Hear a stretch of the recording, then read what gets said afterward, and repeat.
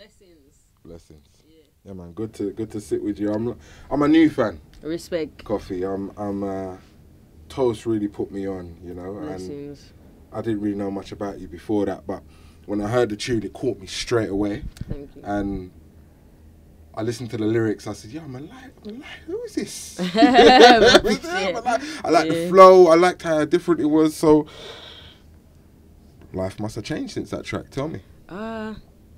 I would say life began to change after my first single, Burning, because this has all been so rapid for me. I've been in the industry for just around about 18 months since my first song. So since that, Ragamuffin, the second single, being on BBC One Extra with Chronixx, being on stage with Cocoa Tea and Protege, and then Chronixx again, it's just been like all a ball rolling. So Toast is just like the icing on the cake at this point in time, and just keeps on going. When I found Toast, I followed you obviously on all the socials, Instagram particularly, and I noticed that you were you was expressing gratitude for the love that people were showing you. Definitely. Big part of your life, I take it. Yeah.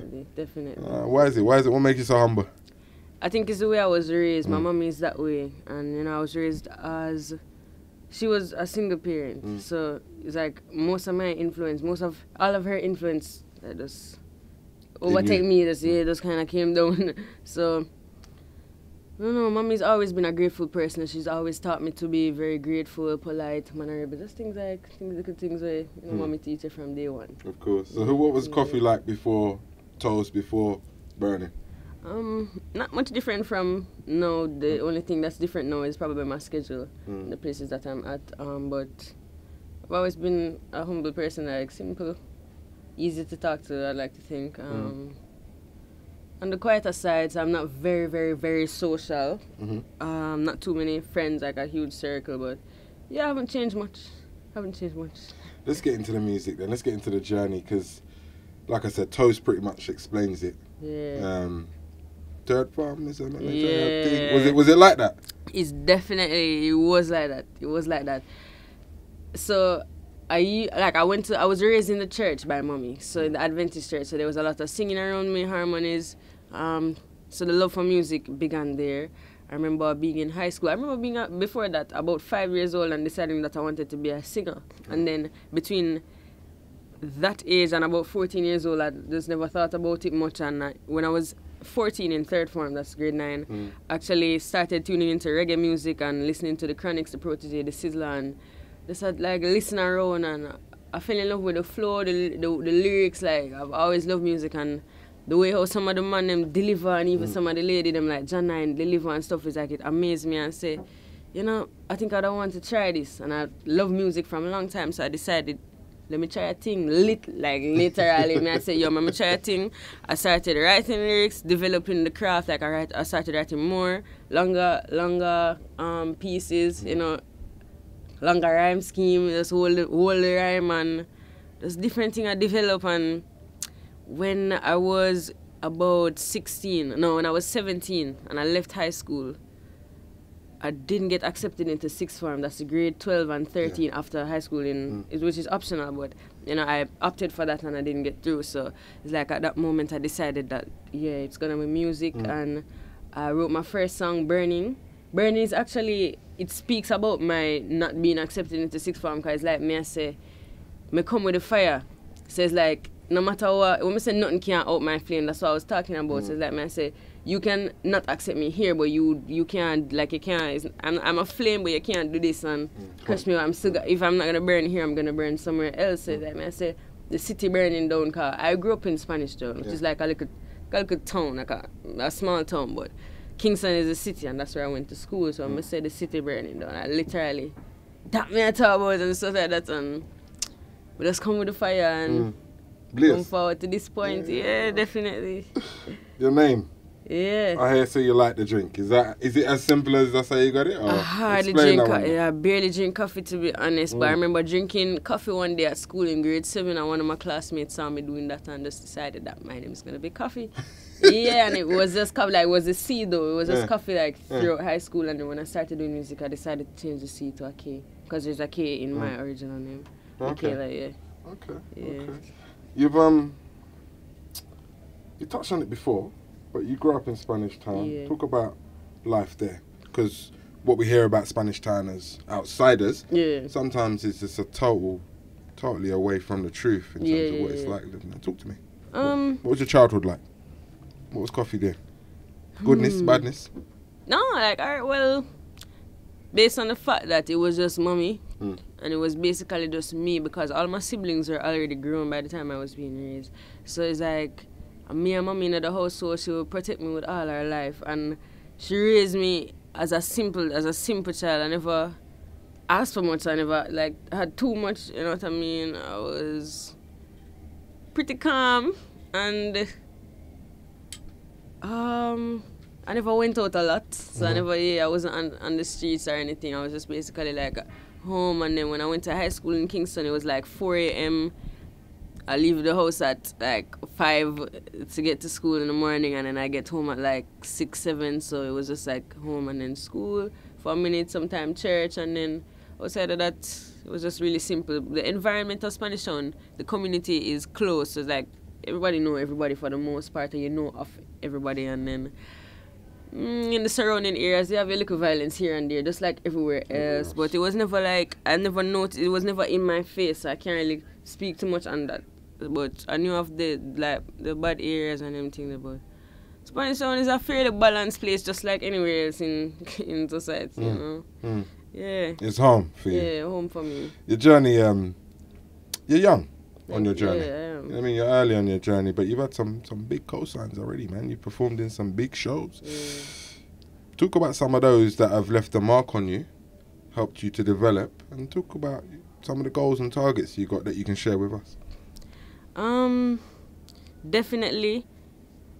Before I wrote Burning, I wrote a tribute to Usain Bolt. It's like a, not really a song. It was like two, what I would call probably verses and a chorus, and it was just 216s, 232s. Yeah, it was just a vibe.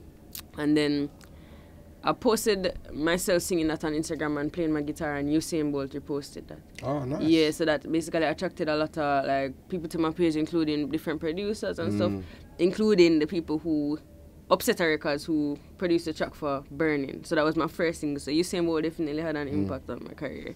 Right after that, when I met Coco T, who's a legend, a reggae legend from Jamaica, he introduced me to the Rebel Salute stage in January 2017 for the very first time in Jamaica. Rebel Salute he's a hugest reggae show in Jamaica, you know what I mean? So definitely Coco T.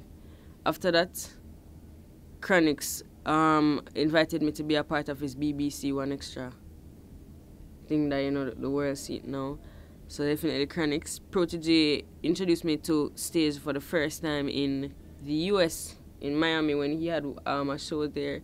That was awesome as well. And Protege also reasoned with me and stuff. We were even working on a remix at a point, and you know, we never really went through with it, but we're still working on something else even now. So yeah, like different things, but especially those people me have to really give thanks for, because the most impact that I've seen came directly after those people really reach out to me and you know, help me and give me opportunities. So I have to give thanks to them for the most part. Targets, goals, ambitions, places you'd really like to play? To tell you the truth, my goals and ambitions aren't very physical or tangible. Okay. It's not about flying to this place or, you know, reaching this amount of views or this amount of listens or streams. It's more for me, I want the music to reach where it's supposed to reach, because what I've begun to realize is that the inspirational music that I thought that I was writing has actually become just that, and people have been tuning in and they might feel it in them heart, and it's become, that's where the importance now lies for me rather than in physical things. Yeah. Talk a bit about that, your sound. It's not typical, is it? I mean, it lends itself to a contemporary reggae that I don't know if much has been written about. It's not old school reggae. It's not dancehall per se. It's coffee. See there? Yeah. Respect. I listen very widely. Yeah. I listen to rap. I listen to reggae. I listen to dancehall. I listen to R&B. I listen to grime.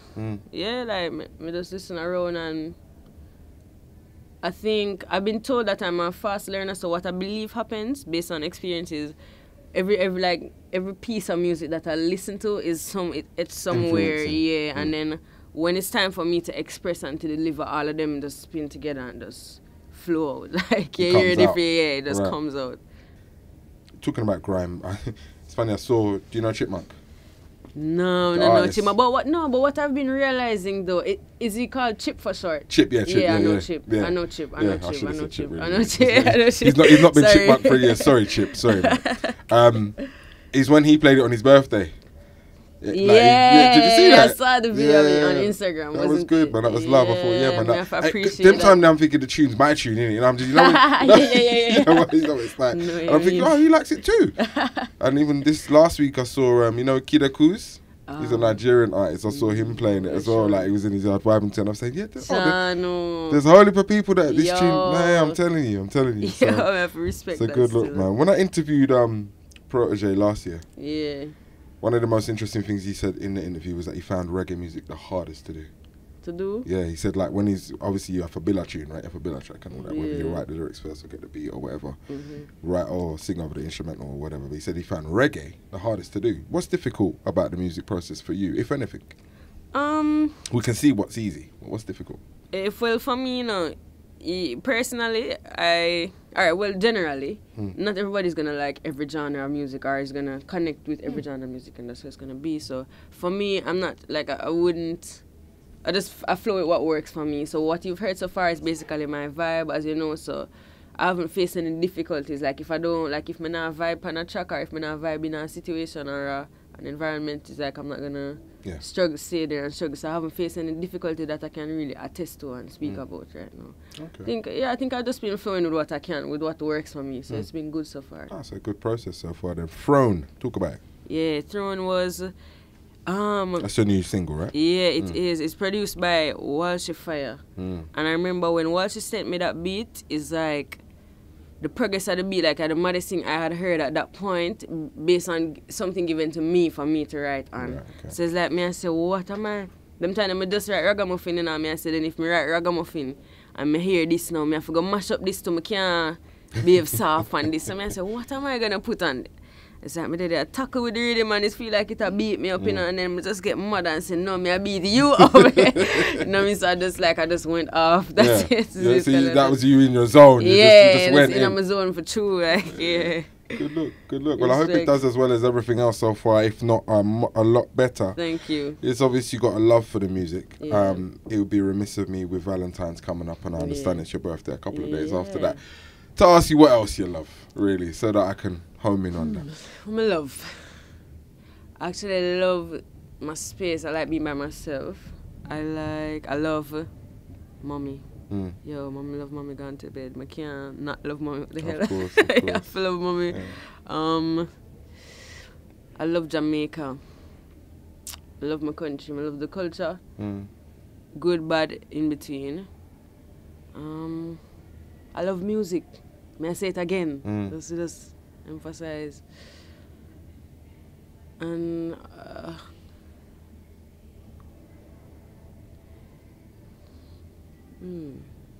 Enough for stress yourself. You're giving me a few loves there. What are you going to be doing on Valentine's Day then? On Valentine's Day, I really hope to be joining Protege on his school tour. In Kingston. Big thing, in Kingston. That's what I hope to be doing on that day. You're going to be working? Yeah. Let them know. Me I make them know, say me I got to work. And the chicken we a jerk. Listen, Coffee, it's been a pleasure.